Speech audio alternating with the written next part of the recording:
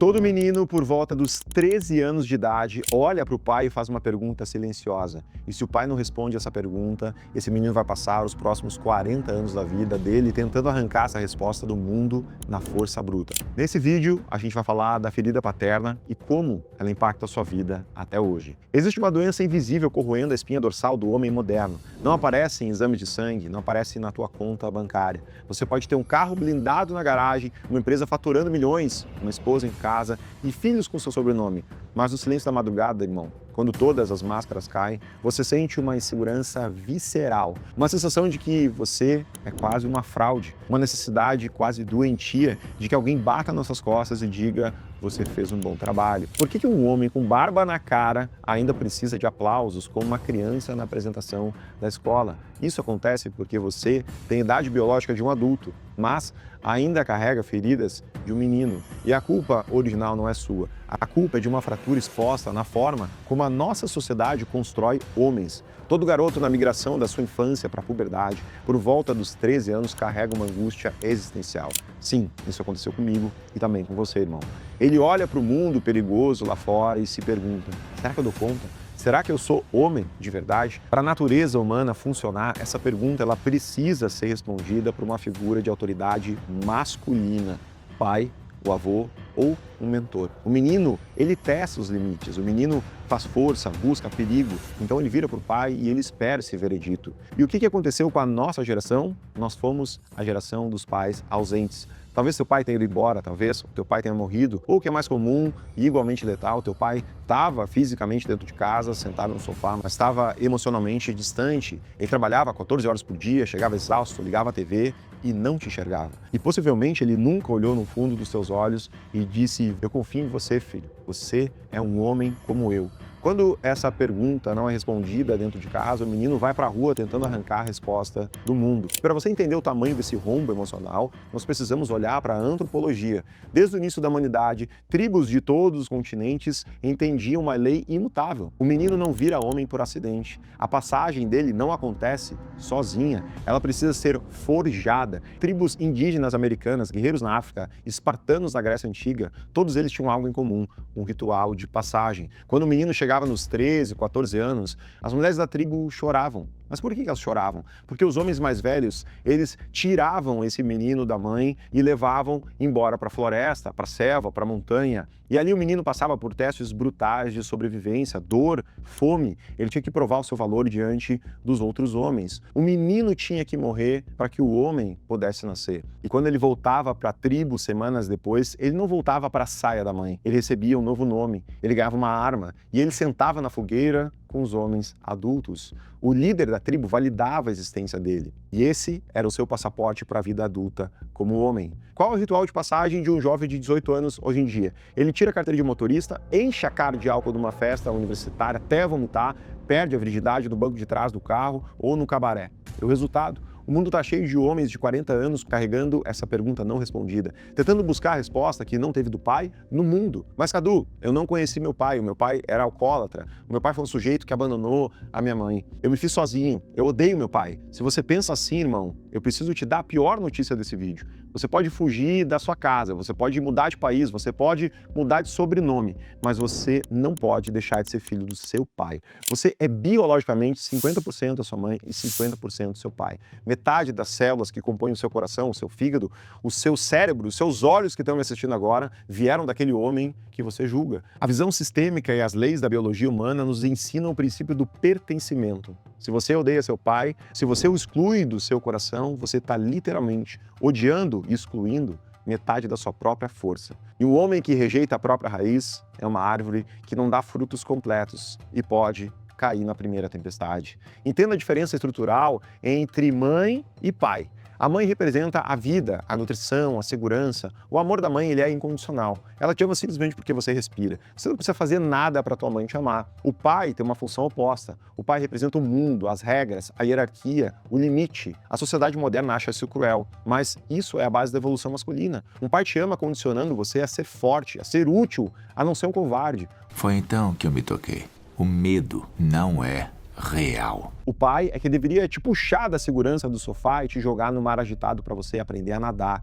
E se você corta o pai da sua alma, você corta a sua ponte com seu ímpeto, com autoridade, com a capacidade de enfrentar o mundo. O perigo existe de verdade, mas o medo é uma escolha. Somos nós que escrevemos nossa história. Agora presta atenção, mesmo que teu pai tenha falhado, ele te deu um único presente que você nunca vai poder pagar de volta, a sua vida. Ele foi o portal junto com a sua mãe. Sem fazer as pazes com a sua origem, irmão, você vai sangrar em cima dos seus filhos. Agora, vamos olhar para a prática. Como que essa ferida de não ter tido a aprovação do seu pai opera na sua vida hoje? O homem que carrega um menino ferido, ele tenta compensar a falta desse ritual de passagem de 3 formas destrutivas. Primeiro, ele se torna o tirano corporativo. Abre uma empresa e vira um ditador. Humilha funcionários, pisa nos fornecedores, grita o tempo todo, porque ele precisa que as pessoas tenham medo dele. O medo é o substituto barato do respeito.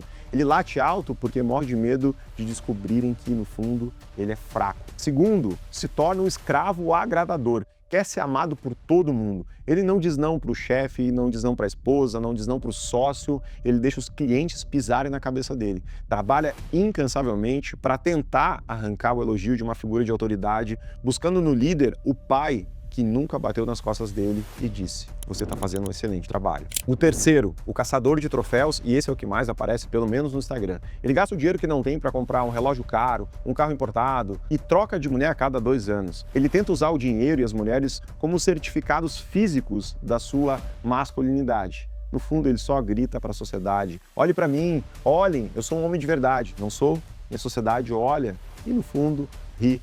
Porque homens de verdade não precisam gritar atrás da aprovação da sua masculinidade. A pergunta agora é: Cadu, o passado já foi. Meu pai morreu, ou a gente já não se fala há um tempão, e meu filho, homem, está crescendo. Como é que eu quebro essa maldição geracional hoje? E aqui eu quero te passar um protocolo com 3 passos táticos para você ajustar isso na sua vida hoje. Primeiro, trégua sistêmica. Você não precisa, cara, ligar pro seu pai amanhã e fingir que vocês são os melhores amigos, principalmente se ele falhou com você. Mas você precisa, irmão, fechar esse caso no tribunal da sua mente. Então, hoje à noite, quando você for deitar, cara, fecha teus olhos, imagina o teu pai na tua frente e diz mentalmente: pai, você me deu a vida. Isso foi suficiente.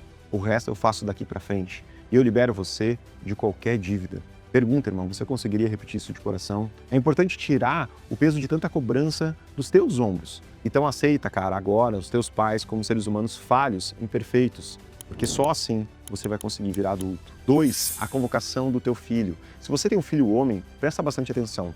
Até os 7, 8 anos, ele tá ligado à mãe. Mas quando a puberdade chegar, a tua obrigação é tirá-lo desse mundo materno. É claro que a mãe vai querer proteger, agasalhar, evitar que ele se machuque. Se você permitir que ela vença sempre, você vai acabar criando um adolescente frouxo, mimado, incapaz de aguentar a frustração. Então puxa esse garoto para o atrito, leva para os desafios da vida, ensina a trocar um pneu no sol, consertar as coisas na casa, coloca, cara, num tatame de artes marciais para aprender a lutar com outros homens, ensina a suportar a dor com dignidade. 3, e mais importante, irmão, cria um ritual de passagem para ele. Quando ele completar 13, 14 anos, pega o garoto, coloca num carro e vão vocês dois para o meio do mato, para uma montanha, para um lugar que seja desconfortável. Vivencia, cara, o frio, escassez de recurso, sabe? Não é para chegar lá e pedir um iFood, sem celular, sem internet. Vai explorar a natureza, cara, selvagem, de lugar desconhecido. E no topo de uma montanha, acende uma fogueira e olha nos olhos do teu filho.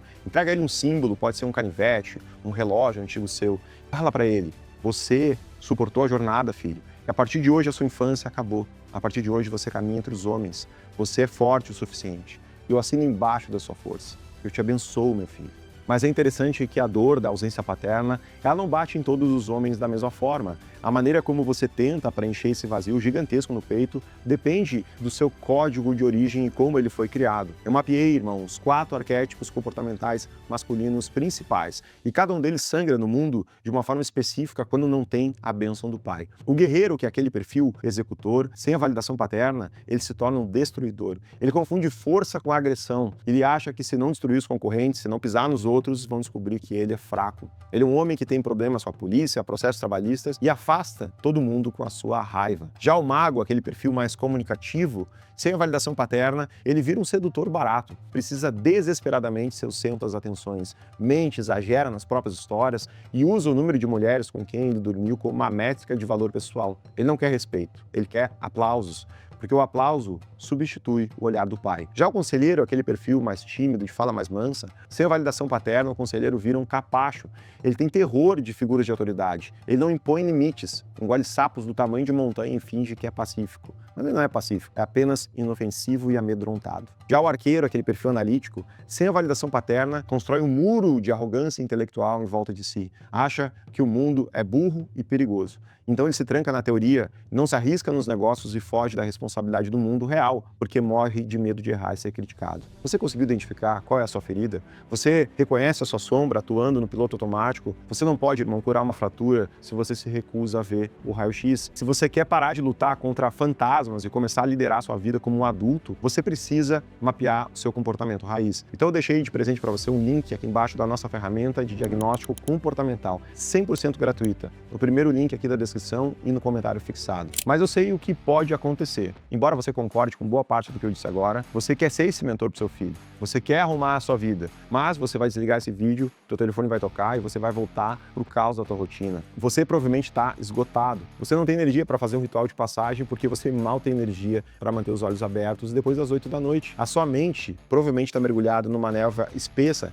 esquecendo palavras, perdendo a paciência e operando no automático puro. A sociedade tem um nome bonito para isso. Eles chamam de burnout. E no próximo vídeo eu vou te mostrar os 3 inimigos silenciosos que estão drenando a energia do teu cérebro e como você pode instalar um protocolo de recuperação dessa energia para você não infartar antes de aproveitar o seu legado. Pela honra dos que vieram antes e pelo legado dos que virão depois.